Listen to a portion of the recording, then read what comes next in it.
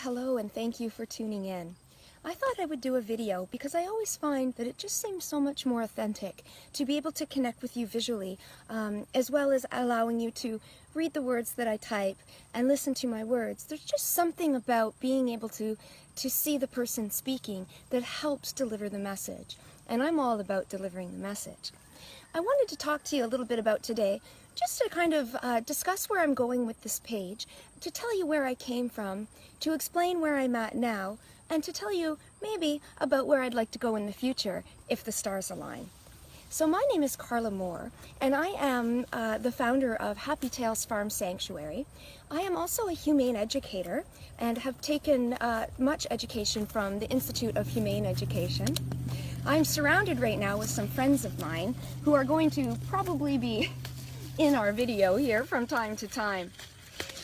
I am also vegan, and that means that I eat a plant-based diet, and it also means that I do not use or abuse animals in any way. So that would mean I wouldn't go to circuses that have animals. I certainly don't use products that are tested on animals, because I believe that we are all on this planet, and we're all on this planet working together. And sometimes things don't happen as planned. Sometimes animals jump in your way and knock over your camera, and that's okay. I wasn't born vegan, and you know, I wish I was. I think the biggest thing I regret about going vegan is that I didn't go vegan sooner. So basically, I was brought up with a single mom, a very good mom, and she did the best that she could. And of course, she really loved and nurtured me. She took me out in nature, and she fostered a love of animals for me. We would go to the local Humane Society and walk the dogs. Whenever there was a stray cat, we would take the cat in and, you know, take them to the Humane Society or to the vet. We would, I remember saving a bird with a broken wing, nursed them back to health and set them free. But the one thing that didn't happen was, when I was fed my dinner at night, I was never told who I was eating, nor was I ever given the opportunity to say that I didn't want to eat them. It was more, here is your meat, here is your potatoes, and you must eat your meat before you get your dessert. And that started really young, as it does with most of us, and it just becomes kind of part of our life. And the reason that I have, you know, devoted so much of my time in my life to educating others about animals and all animals is because I want to make sure that people out there do understand who they're eating, and the impact of what they do every day on this beautiful world of ours. So let's start. Like I said, not born vegan, not born vegetarian. Always thought I loved animals. Like I said, my mom fostered this love of domestic animals like our cats and our dogs. But never did I ever take that leap until much later in my life about, you know, other animals. And so I would say I loved animals my whole life, but in truth, I loved companion animals. It wasn't until much later that I really started to make this connection between who was on my plate, what I was putting in my body, and the impact that had not only on the here, and not only on here, but on the world as a whole. Because I think as we all are learning, factory farming is a horrific thing. And not only just for the animals who go through such horrific times, but also for our environment, for the workers who are they themselves are used and abused in those settings. So I've decided that I really want to do whatever I can to spread the message. In 2013, my husband and I founded Happy Tales Farm Sanctuary. And through the sanctuary, we were able to take in several abused farmed animals that were dumped because they grew too large, like the teacup pigs, where there's no such breed as teacup pigs. They're just potbelly pigs who have grown up. And potbelly pigs are bred for meat as well, which a lot of people may not know. And so we opened up our barn doors to all these animals, and they all started flooding in. And by this time, I had been vegetarian for several years, and had made that connection between, you know, our companion animals are amazing, but so are these other animals that I really didn't know that much about. All I knew is that I wanted to save them.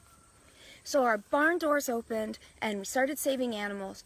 And then my messages on the page started to take on a new side. They started to take on a side that was more educational, that was maybe talking to people a little bit more about not only how sweet and wonderful they are, but about their lives in and of themselves. And I really started to wanting to spread that message of opening up your circle of compassion for everyone, for all animals, human and non, for all types of animals, not just our cute cats and dogs, but to pigs, to cows, to sheep, to goats.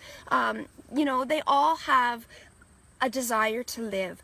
They're all sentient beings like we are. And basically that means that they are aware. They know, they feel fear, they feel love, they feel a need to mother their children or have family units. They're social creatures. We all are. And unfortunately, that's all been pulled out of us from a very young age because it's too horrible to think about what we're doing to animals that can actually think and feel, because it's just too hard. We've all kind of been under this cloud of carnism, which is a term coined by Dr. Melanie Joy, who's a Harvard-trained psychologist who has, you know, taken this to the next level. She has a very interesting thought process, and it's one that I love and one that I would like to share with you. So let's just say we were sitting down to dinner, and this is from Dr. Melanie Joy. This is not mine. And let's say Melanie, she prepared this delicious stew for her guests, and they were eating it, and they were loving it, and they said, "This is the best beef stew ever." And she said, "Oh no, it's not beef. This is golden retriever." And everyone spits out the soup and says, "Oh my goodness, this stew is made from a dog? That's the most disgusting thing in the world." And then she says, "Just joking. It's made from a cow. Oh, it's delicious." Well, that does not make sense. Cows feel joy. Dogs feel joy. Cows love affection. Dogs love affection. Cows are amazing mothers. Dogs, amazing mothers. What's the difference? This is carnism, and carnism is a belief system that is it's a hidden belief system that we don't even know is there. It starts when you're a little kid, when your parents hand you your meat and you say, "Eat your meat." Eat your meat because that's what you're supposed to do. And eat your turkey because it's Thanksgiving. And eat that lamb because it's Easter. But no one ever stops to think about how they got on the plate. Did they want to go on the plate? How are they so different? And then you start really opening your eyes to the fact that they're not different. So this is my goal in life, is to take this message of compassion, of just what's right, and to share that with others, and to help others try to open up their minds, their hearts, and their souls to think about all of these issues that maybe have been put under the rug because they're too hard to think about. So here I am today. I'm surrounded by about 65 farmed animals on our sanctuary. But I want to take it the next step further. This is my friend Charlie. And what I want to do is I want to take my background in humane education, mix that in with our sanctuary, and then go a step further and start speaking to people on a more professional and open platform so that I can help people to start making some real big changes in their life. Changes that not only will affect the animals that surround us in our world, but will help our souls. Because how many people out there have started to make that connection and do know about the horrors of the meat industry and feel guilty every time they eat? Our world is full of sick people. Why? Why is everybody so sick? Maybe it's just has something to do about who we're eating. Did you ever stop to think about the terror an animal feels when they know they're going to die? These poor animals are surrounded by all the other animals. They can hear their screams. They can smell the blood. At the moment of death, they're terrified. I don't care if you believe your animals were raised humanely. Nothing wants to die. And these guys know that they're going to die. And all those hormones, those stress hormones, they flood their system. And then they're killed. And then you eat them. These are the questions I want people to start start thinking about. Because what happens to us when we eat all those stress hormones? What happens to our souls? What happens to our bodies? What happens to our minds? What's happening to our planet? All of this information is stuff that maybe everyday, normal, loving, compassionate people don't even think about because they've never gone that route. But I want to take those little seeds of information and I want to help plant them into your mind and to those around us, to hope that maybe they can start asking those questions and looking for the answers themselves. So my goal with this whole new endeavor is to officially say I'm going to be a humane educator outside of what I do every day with our farm, bringing people in to see the animals, to touch, feel, and see animals that they wouldn't normally, to start asking questions they wouldn't normally ask, but to take that to the whole next level and move on and to help spread this message of compassion on a global level. And I have big dreams, and I know I can do this, and I can do it. Oh!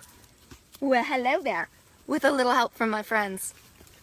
Not all my friends are human. So thank you for taking this crazy journey with me.